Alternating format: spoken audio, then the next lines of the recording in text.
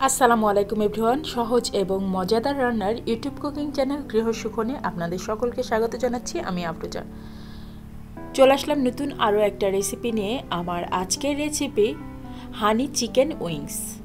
তো এই হানি চিকেন উইংসটা খেতে ভীষণ মজাদার, আর সামনে যেহেতু রমজান মাস, এটা আপনারা ইফতারিতে রাখতেই পারেন। খুব ডেলিশিয়াস এবং খুবই স্বাস্থ্যকর একটা ইফতারি আইটেম এটা। আজকের এই হানি চিকেন উইংসটা আমি তৈরি করেছি আমার দুইটা বাচ্চার জন্য। আমার বাচ্চারা এই চিকেন উইংসটা খুব পছন্দ করে। ভিডিওটা ভালো লাগলে অবশ্যই like, share and subscribe my channel and follow my Facebook page Grihasukhan. তো চলুন আজকের হানি চিকেন উইংসটা তৈরি করা শুরু করি। আর আশা করছি এবার রমজানে আপনারা সবাই এই চিকেন আইটেমটা তৈরি করবেন এবং ইফতার করবেন। খুবই টেস্টি একটা ইফতার আইটেম এটা। আজকের হানি চিকেন তৈরি করার জন্য আমি উইংস নিয়েছি 1 কেজি পরিমাণ। এই উইংসগুলোকে আপনারা যে কোনো সুপার শপে কিনতে পেয়ে যাবেন, আবার এখন অনেক বাজারেও এই উইংস আলাদাভাবে বিক্রি হয়, তো সেখান থেকেও কিনে নিতে পারবেন। এখন উইংসগুলোকে আমি কেটে নিচ্ছি। দেখেন এই যে 2 পার্ট করে কেটে নিচ্ছি। আর এই যে অবশিষ্ট পার্টটা, এটা আপনারা ইচ্ছা করলে ইউজ করতে পারেন বা ফেলেও দিতে পারেন।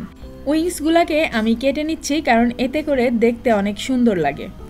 আর লাস্টে যে পার্টটা আমি আলাদা করে ফেলছি, এটা আপনারা ইচ্ছা করলে অন্য যে কোনো রান্না করতে পারেন বা এটা ইচ্ছা করলে ফেলেও দিতে পারেন।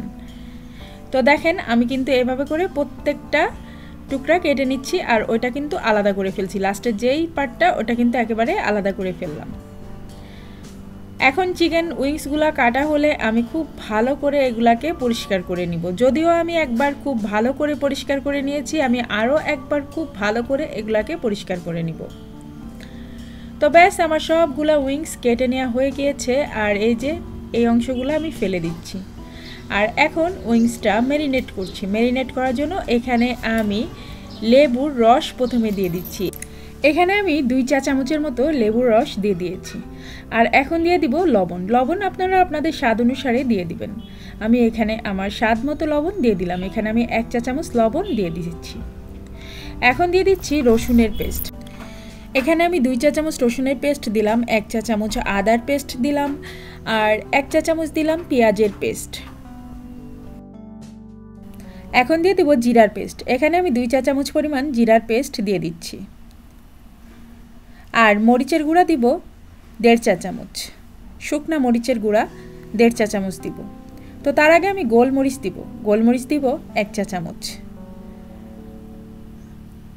শুকনা মরিচটা দিয়ে দিলাম, 1.5 চা চামচের মতো শুকনা মরিচ দিলাম। আমার এই মরিচটাতে বেশ ঝাল, আর সবচেয়ে বড় কথা কালারটা খুব ভালো আসে। এখন দিয়ে দিলাম গোলমরিচের গুঁড়া। গোলমরিচের গুঁড়া 1 চা চামচ, আর একটা ডিম দিয়ে দিলাম। গোলমরিচের গুঁড়া কিন্তু কোনোভাবেই স্কিপ করা যাবে না। গোলমরিচের গুঁড়া স্কিপ করলে কিন্তু টেস্টটা বাজে চলে আসবে। এখন সব কিছু একসাথে মিশিয়ে নিচ্ছি। এভাবে করে সব কিছু একসাথে মাখিয়ে নিতে হবে এবং এরকম করে ম্যারিনেট করে এটাকে রেখে দিতে হবে। মিনিমাম 3-4 ঘন্টা এটাকে ম্যারিনেট করে রেখে দিতে হবে। যতক্ষণ আপনি ম্যারিনেট করে রাখবেন, মানে যত বেশি সময় আপনি ম্যারিনেট করে রাখবেন, ততই বেশি টেস্টি হবে উইংসগুলো। তাই অবশ্যই ম্যারিনেট করে একটু বেশি সময় রেখে দিতে হবে। চাইলে আপনারা ম্যারিনেট করে ডিপ ফ্রিজে রেখে দিতে পারেন। এখন দিয়ে দিচ্ছি গরম মশলার গুঁড়া। আর এই গরম মশলাটা আমার নিজের হাতে তৈরি করা। আর এখন গরম মশলার গুঁড়া দিয়ে আবারও আরেকটু মেখে নিচ্ছি। আমার সব কিছু মাখানো হয়ে গিয়েছে। এখন আমি রেখে দিচ্ছি 3 থেকে 4 ঘন্টার জন্য। আপনারা চাইলে এটাকে নর্মাল ফ্রিজে ম্যারিনেট করে রেখে দিতে পারেন। আমি অবশ্য নর্মাল ফ্রিজে রাখিনি, আমি এটাকে বাইরে রেখে দিয়েছি 3-4 ঘন্টার জন্য।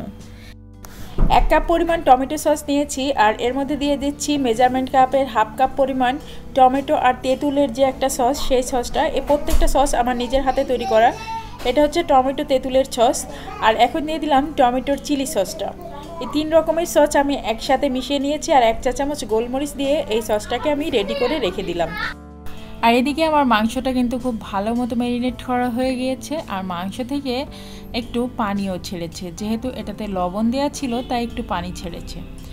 এখন এই পানিটা তো কোনোভাবেই ফেলা যাবে না। এখন এর মধ্যে দিয়ে দিচ্ছি 1/2 কাপ পরিমাণ চালের গুঁড়া আর 1/2 কাপ পরিমাণ বেসন। যে এক্সট্রা পানিটা বেরিয়ে হয়েছিল, সে পানিটা কিন্তু আর থাকবে না। এখন ভালো করে মাখিয়ে নিতে হবে, আর আমি এটাকে 2 বারে মিশাবো। চিকেন উইংসটা আমার বাসায় ছোট থেকে বড় সবাই খুব পছন্দ করে, আমার নিজেরও খুব পছন্দের। বিভিন্ন রেস্টুরেন্টে কিন্তু এটা আমাদেরকে অনেক চড়া দামে কিনে খেতে হয়, বাট বাসায় কিন্তু আপনি খুব সহজে এই চিকেন উইংসটা তৈরি করতে পারেন। চালের গুঁড়া আর বেসনটা মাখানোর পরে আমি কিন্তু আর ম্যারিনেট করে রাখবো না, সোজা এটাকে ফ্রাই করতে চলে যাব। তো দেখেন এভাবে কিন্তু সবগুলো খুব ভালো মতো আমি মাখিয়ে নিলাম, এরকম করে মাখিয়ে নিতে হবে। আর এটার সাথে খুব বেশি কিন্তু আটার এই কোটিংটা থাকবে না, হালকা হালকা একটু কোটিং থাকবে, দেখতেই পাচ্ছেন। তো এখন এটাকে আমি তেলের মধ্যে ফ্রাই করে নেব। উইংসগুলা আপনারা সুপার শপে গেলেই কিনতে পেয়ে যাবেন। এখন ভাজার জন্য আমি এখানে পর্যাপ্ত পরিমাণ তেল দিয়ে দিচ্ছি, আর তেলটা একটু গরম হলেই আমি উইংসগুলোকে ছেড়ে দিব।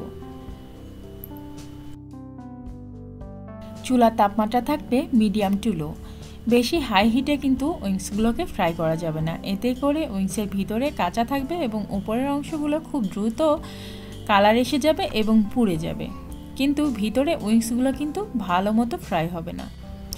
এক পাশ ফ্রাই হয়ে গেলে আমি উল্টে দিব আর এক পাশ। তো এখন আমি এটাকে উল্টে দিচ্ছি, কারণ এক পাশ বেশ ভালো মতোই ফ্রাই হয়েছে। এখন উল্টে আর এক পাশ ফ্রাই করে নিতে হবে। দেখতে পাচ্ছেন খুব সুন্দর একটা ব্রাউন কালার এসেছে। এরকম সুন্দর একটা ব্রাউন কালার আসা পর্যন্ত এটাকে সুন্দর করে ভেজে নিতে হবে। দোনো পাশ এরকম সুন্দর ব্রাউন, গোল্ডেন ব্রাউন একটা কালার নিয়ে আসতে হবে। তো সুন্দর একটা গোল্ডেন ব্রাউন কালার চলে এসেছে, আর এখন আমি এগুলাকে উঠিয়ে নিচ্ছি।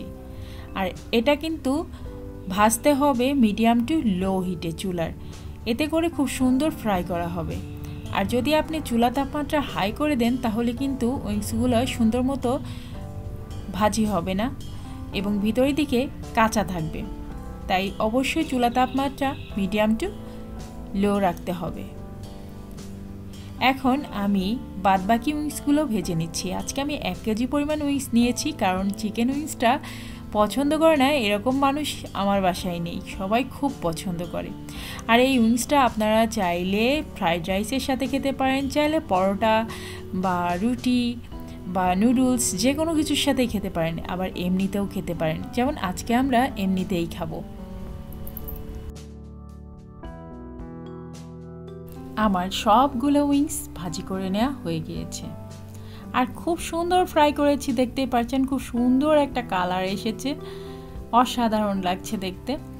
চাইলে আপনারা এরকম ফ্রাই করেও খেতে পারেন, এটাও কিন্তু বেশ টেস্টি। তো আমি যেহেতু আজকে হানি চিকেন উইংস তৈরি করব, সেজন্য এটাকে এখন আর একটু রান্না করতে হবে।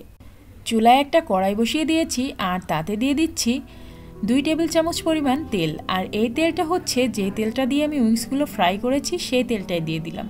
আর এখন এখানে দিয়ে দিব একটা আস্ত বড় সাইজের রসুন কুচি কুচি করা। তো একটা বড় সাইজের রসুন, মোটামুটি বড় সাইজের একটা রসুন আমি কুচি কুচি করে এর মধ্যে দিয়ে দিলাম। এখন রসুনটা একটু ব্রাউন কালার করে আমাকে ভেজে নিতে হবে। রসুনটার কালার কিন্তু ব্রাউন চলে এসেছে, সুন্দর একটা ফ্লেভার বের হচ্ছে। আর এখন এর মধ্যে দিয়ে দিলাম সেই সসটা, যে সসটা আমি কিছুক্ষণ আগে রেডি করেছিলাম। এখন এই সসটা দেওয়ার পরে একটু পানি দিয়ে দিলাম, জাস্ট সসের এই বাটিটা ধুয়ে হাফ কাপের মতো পানি দিয়েছি। আর এখন এটা ফুটে ওঠা পর্যন্ত অপেক্ষা করছি, ফুটবে এবং একটু শুকাবে, পানিটা একটু শুকাবে। আর যেহেতু এটা হানি চিকেন, তাই একটু হানি না দিলে কেমন হয় বলেন তো, তাই এখানে দিয়ে দিলাম মধু। এটা হচ্ছে সরিষা ফুলের মধু, আপনারা যে কোনো ধরনের মধুই দিতে পারেন। আর দিয়ে দিলাম একটুখানি লবণ।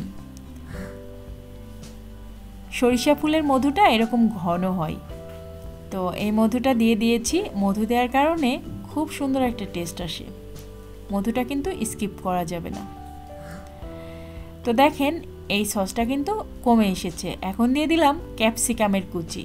এখানে আমি একটা বড় সাইজের সবুজ ক্যাপসিকাম কুচি কুচি করে কেটে দিয়ে দিয়েছি। আর এখন আমি আর একটু নেড়ে চেড়ে এটাকে রান্না করে নিচ্ছি। এরপরে ভেজে রাখা সেই উইংসগুলোকে আমি দিয়ে দিব। ক্যাপসিকাম দেওয়ার পরে আমি 1 মিনিটের মতো রান্না করেছি, আরও ঘন হয়ে গিয়েছে, দেখতে পাচ্ছেন সসটা। এখন ভেজে রাখা চিকেন উইংসগুলোকে দিয়ে দিচ্ছি।